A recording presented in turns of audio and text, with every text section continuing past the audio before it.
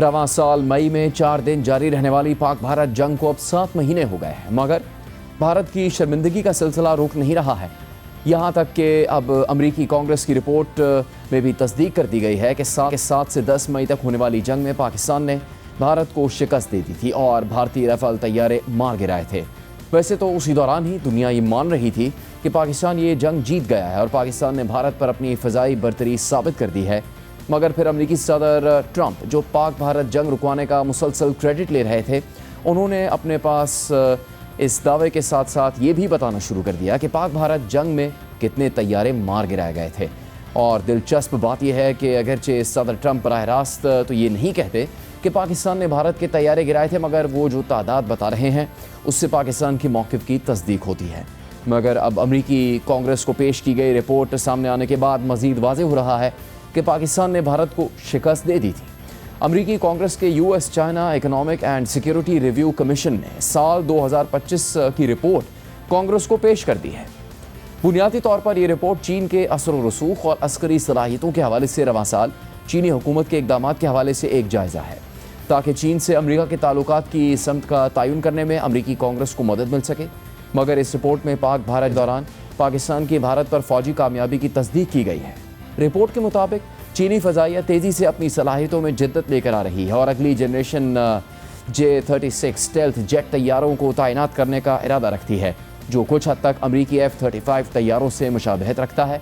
इसी तरह जियोतियान ड्रोन को भी तैनात किया जा रहा है, जो खुद एक ड्रोन होने के साथ साथ ड्रोन्स के बड़े मजमूए को एक साथ लॉन्च और कंट्रोल कर सकता है। इसके अलावा चीन के लड़ाका तैयारों और एयर टू एयर मिसाइल्स को पहली दफ़ा उस वक्त अमली तौर पर इस्तेमाल में लाया गया जब पाकिस्तानी फोर्सेस ने भारत के साथ 4 रोज़ा झड़प के दौरान चीन में बने हुए लड़ाका तैयारे को कामयाबी से इस्तेमाल किया। और ये मंजर-ए-आम पर आने वाली पहली मिसाल थी जहां चीन के इन सिस्टम्स को जंगी आलात में जांचा गया। इससे चीनी अफवाज को अहम मालूमात हासिल हुई और मुमकिना तौर पर चीन की दिफाई बरामदात की साख में इजाफा हुआ। रिपोर्ट के मुताबिक 7 से 10 मई के दरमियान पाकिस्तान और भारत के दरमियान होने वाली झड़प को आलमी तवज्जो हासिल हुई, क्योंकि पाकिस्तानी अफवाज चीनी हथियारों पर इन्हिसार कर रही थी और मुबैना तौर पर चीनी इंटेलिजेंस से फ़ायदा उठाया जा रहा था। इस झड़प के दौरान दोनों ममालिक ने 50 साल में पहली बार एक दूसरे की सरजमीन के अंदर दूर दूर तक अहदाफ को निशाना बनाया। इस दौरान भारतीय फ़ौज ने दावा किया कि चीन पाकिस्तान को भारत के फ़ौजी मकामात के बारे में लाइव इनपुट फराहम करने में मदद कर रहा है और इस तनाज़े को अपनी फ़ौजी सलाहियतों को टेस्ट करने के लिए मैदान के तौर पर इस्तेमाल कर रहा है। मगर पाकिस्तान ने इन इल्ज़ामात की तरदीद कर दी, तहम चीन ने इन इल्ज़ामात की तस्दीक भी नहीं की और तरदीद भी नहीं की। रिपोर्ट में वाज़ेह तौर पर लिखा गया है कि भारत के ख़िलाफ़ 4 रोज़ा झड़प में पाकिस्तान की फ़ौजी कामयाबी ने चीनी असलहे को पजीराई दिलाई। अगरचे इस तनाज़े को चीन की प्रॉक्सी वॉर करार दे देना चीन के किरदार को ज़्यादा बढ़ा चढ़ा कर पेश करना हो सकता है, मगर चीन ने मौके से फ़ायदा उठाते हुए इस तनाज़े को अपने हथियारों की आला दर्जे की सलाहियतों को जांचने और उनकी तशहीर के लिए इस्तेमाल किया, जो भारत के साथ जारी सरहदी कशीदगी के अलावा और चीन की दिफाई सनत के अहदाफ के तनाजुर में फ़ायदेमंद था। पाक भारत 4 रोज़ा झड़प के दौरान पहली दफ़ा चीन के HQ-9 एयर डिफेंस सिस्टम और PL-15 air to air missile और J-10C लड़ाका तैयारे को किसी अमली जंग में इस्तेमाल किया गया था और ये चीन के लिए अमली मैदान में एक बड़ा तजर्बा साबित हुआ। फिर इस तनाज़े के चंद हफ्तों के बाद चीनी सिफारतखानों में पाक भारत झड़प में चीनी हथियारों की कामयाबी का जश्न मनाया गया ताकि इन हथियारों की फ़रोख्त में इजाफा किया जा सके। रिपोर्ट में मज़ीद लिखा गया है कि भारत के ज़ेर इस्तेमाल फ्रांसीसी राफेल तैयारों को गिराने में पाकिस्तान की तरफ से चीनी हथियारों का इस्तेमाल भी चीन के दिफाई सामान की फ़रोख्त का अहम नुक्ता बन गया। हालांकि मुबैना तौर पर भारत के सिर्फ 3 तैयारे मार गिराए गए थे और मुमकिन है कि वो सब राफेल तैयारे ना हों। रिपोर्ट में मज़ीद बताया गया है कि चीनी सिफारतकारों ने इंडोनेशिया को राफेल तैयारों की ख़रीदारी के प्रोसेस को रोकने पर कायल किया, जिससे दीगर इलाकाई ममालिक की फ़ौजी ख़रीदारियों में चीन की रसाई मज़ीद बढ़ गई। हालांकि ये रिपोर्ट चीन के हवाले से है, मगर पाकिस्तान और भारत के लिहाज से भी बहुत बड़ी पेशरफ्त है। अमरीकी कांग्रेस की इस रिपोर्ट में तस्लीम किया गया है कि मई की जंग में पाकिस्तान को भारत पर कामयाबी मिली थी। हालांकि भारत में मोदी हुकूमत मुसलसल कोशिश में लगी हुई है कि ऑपरेशन सिंदूर को अपने आवाम के साथ साथ दुनिया में भी अपनी कामयाबी के तौर पर पेश करे, मगर इसके बरक्स ऑपरेशन सिंदूर के बाद न सिर्फ खित्ते में भारतीय गलबे का ख्वाब बुरी तरह मुतासिर हुआ, न सिर्फ दुनिया पाकिस्तान की अस्करी सलाहियतों का एतराफ़ कर रही है, बल्कि भारत के अंदर भी मोदी हुकूमत के बयानिए को तस्लीम नहीं किया जा रहा। हाल ही में भारत के मारूफ दिफाई तजज़ियाकार प्रवीण साहनी से जब ये सवाल हुआ कि पाक भारत जंग में कौन जीता, तो उन्होंने एयर टू एयर एंगेजमेंट में पाकिस्तान की बरतरी का एतराफ़ करते हुए जवाब दिया कि जंग जीतने वाले का फैसला तो दुनिया ने कर लिया है। ऑपरेशन सिंदूर के बाद पाकिस्तान की मिलिट्री प्रोफाइल बढ़ गई है। पाकिस्तान और सऊदी अरब का दिफाई मुआहिदा हुआ है। डोनाल्ड ट्रंप ने फील्ड मार्शल आसिम मुनीर को लंच के लिए बुलाया था।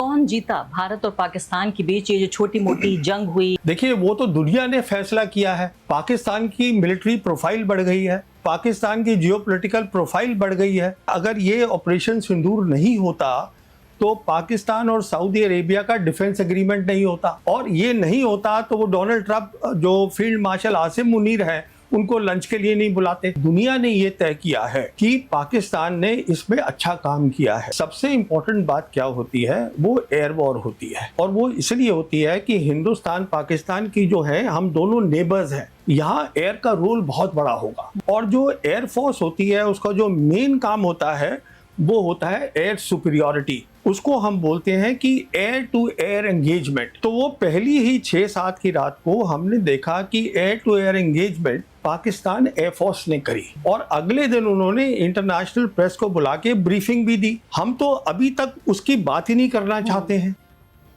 अमेरिकी कांग्रेस की रिपोर्ट में पाकिस्तान की तरफ से भारतीय तैयारे मार गिराए जाने की भी तस्दीक की गई, मगर तादाद 3 बताई गई। हालांकि खुद अमेरिकी सदर ट्रंप भारत का नाम लिए बगैर कई बार कह चुके हैं कि 7 या 8 तैयारे मार गिराए गए थे।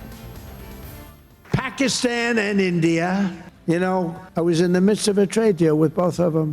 And then I read on the front page of a certain newspaper, I say, I don't know, mention the newspaper because it's usually fake news, but I heard they're going to war. 7 planes were shot down. An 8th was really badly wounded, but 8 planes were shot down essentially. And जब कल Saudi वली अहद मोहम्मद बिन सलमान से white house में मुलाकात के दौरान सदर Trump ने फिर पाक भारत जंग का जिक्र कर दिया। I've actually stopped 8 wars. I have another one to go with Putin. I'm a little surprised at Putin. It's taken longer than I thought, but we stopped India and Pakistan. I could go through the list. You know the list better than I do.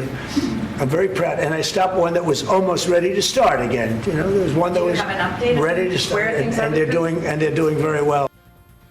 इसके अलावा अमेरिकी कांग्रेस के US China economic and security review commission की चीन के हवाले से जायज़ा रिपोर्ट में रवां साल भारत की सिफारती मुश्किलात का एक वाक़या भी शामिल है। रिपोर्ट के मुताबिक 31 अगस्त को चीनी सदर शी जिनपिंग ने SCO सरबराही इजलास में रूसी सदर पुतिन और भारतीय वज़ीर आज़म मोदी समेत 20 से ज़्यादा आलमी रहनुमाओं की मेज़बानी की, और इस मौके को इस्तेमाल करते हुए अपने उस विजन की वजाहत की कि SCO को एक ऐसे प्लेटफॉर्म में बदला जाए जो मगरबी मुआशी और तकनीकी इदारों को बाईपास कर सके। इस सरबराही इजलास के दौरान चीन, रूस और भारत के कॉम्प्रोमाइज़ करने और एक मुत्तहद महाज बनाने की बढ़ती हुई आमादगी भी नुमाया नजर आई। तीनों ममालिक ने एक डिक्लेरेशन पर दस्तखत किए जिसमें ईरान पर अमेरिका और इसराइल की बमबारी और उन इक़दाम की मजम्मत की गई थी जिनसे गज़ा में तबाहकुन ह्यूमैनिटेरियन सूरत हाल पैदा हुई, और ये पहली बार था कि भारत ने अमेरिका की तरफ से इसराइल की हिमायत पर तनकीद की हो। रिपोर्ट के मुताबिक SCO डिक्लेरेशन में पहलगाम हमले की भी मजम्मत की गई जिसका ताल्लुक भारत पाकिस्तान से जोड़ता है, और ये भारत के लिए अलामती तौर पर एक अहम इक़दाम था क्योंकि जून में होने वाले SCO इजलास के एलामिये में इन हमलों का जिक्र निकाल दिया गया था। इसलिए भारत ने एलामिये पर दस्तखत करने से इनकार कर दिया था, मगर वाज़ेह रहे कि SCO सरबराही इजलास के एलामिये में सिर्फ पहलगाम हमले ही की मजम्मत नहीं की गई थी, बल्कि पाकिस्तान में जाफ़र एक्सप्रेस की हाईजैकिंग और खुददार हमले की भी मजम्मत की गई थी, और पाकिस्तान बलूचिस्तान में दहशतगर्दों और दहशतगर्दी के वाक़यात की सरपरस्ती का इल्ज़ाम भारत पर लगाता है।